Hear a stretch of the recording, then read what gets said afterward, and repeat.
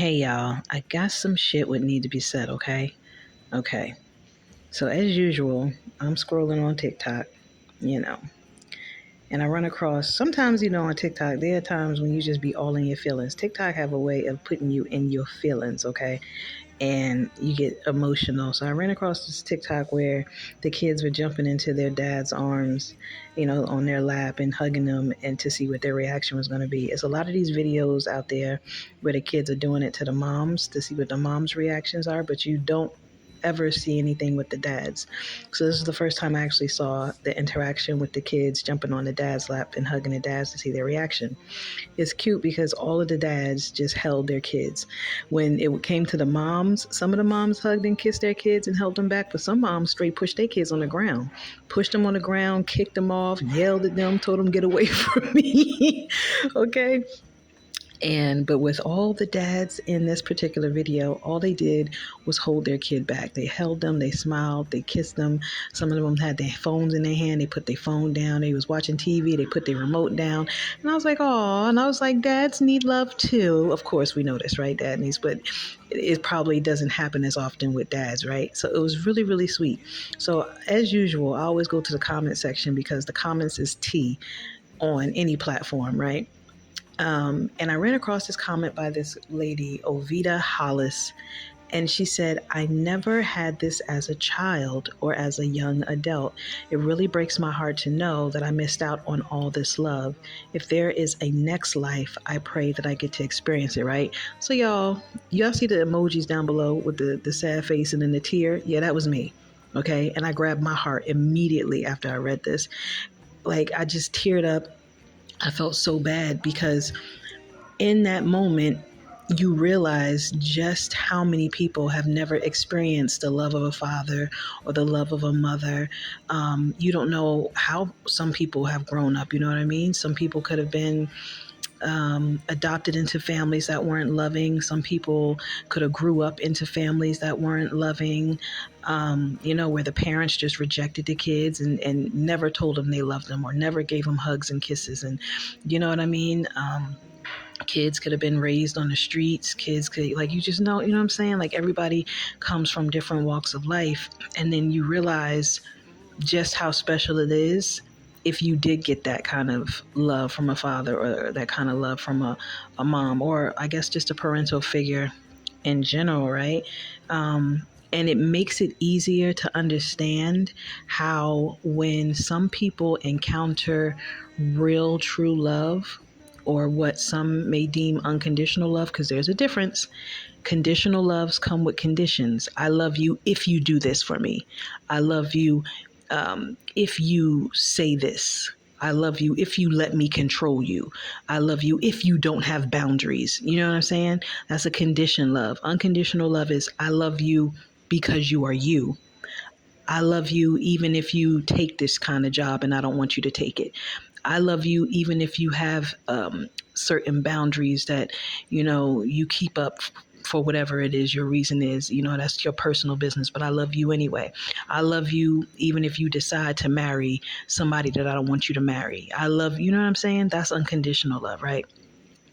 So when people encounter unconditional true love, people who have never experienced love from a father or a mother or just real love in general, they usually will hurt that person that is genuinely loving them because they never experienced that kind of unconditional love.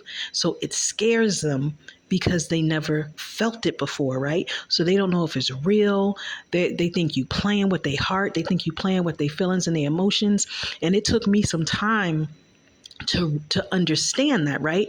Because my past relationship was like that, where, I'm a person that offers unconditional true love, right? Genuine love, because I received it in my life, right? So I know what it feels like. And I've offered that, right? And a former spouse never received that kind of love from like a parent, right? So that person didn't know what it felt like. So when they got it, they didn't know how to treat it. And as a result, they mistreated it and ended up losing it, right? But the lesson in it is You know how the saying goes, you never know a good thing until it's gone. That's the lesson. You learn, oh, that was real. Oh, that was genuine. Oh, that, I was blessed to have experienced that kind of love in my life because I never have before, right? So, but now I don't have it. And now, you may have something else in your life that doesn't feel quite the same. So now you can differentiate the real from the fake, right? You see what is what, right? So, but that's the life lessons. I say in one of my poems and one of my spoken word, I'm like, life lessons, we got to learn them. When we learn them, then we got to convert them into everyday life. Some shit come at a price. So pay attention. Right? And what's the price? The price is you may end up losing that unconditional true love that you hurt over and over and over and over again, right? Because you refuse to heal from your past childhood trauma. You refuse to learn the lesson, right? That's why they call it growing pains, because it hurts to grow, right? And just in thinking about kids and how they grow up not experiencing that kind of love, like I ran across another video. It was just these sweet little babies. And I got emotional again, right? Because I just was like, how could somebody hurt such an innocent little baby? Like, how could they are so sweet. They're God's favorite. Do you hear me? Kids are God's favorite. And to hurt an innocent, pure, sweet child that did nothing to no one, nothing. Like that shit just it just hurts me. You know what I mean? It turns my stomach. It hurts my heart. You know what I mean? So I'm not trying to, get nobody all emotional or anything like that. But I hope that somebody could get a lesson from this message. Sometimes if you're in relationships with people and they're hurting you and they're not treating you right, and you know that you're offering genuine unconditional love, you kind of have to look at a person's background too to understand why they're treating you like that. Because you may not understand why they're treating you like that, but if you look into their background, or if you guys have a conversation about something that transpired in their life that was traumatizing, right, that they never healed from, you'll begin to like piece the puzzle together to kind of understand. At the end of the day, you can't heal people, right? We can't make a person heal. Only a person can heal themselves for themselves, right? We can offer guidance, especially if we're already healed and we took the steps to get to where we are, right?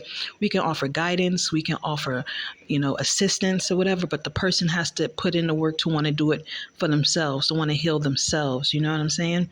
So I just wanted to put that out there. This post really touched me. It got me emotional, and I just wanted to talk about it. Comment, y'all.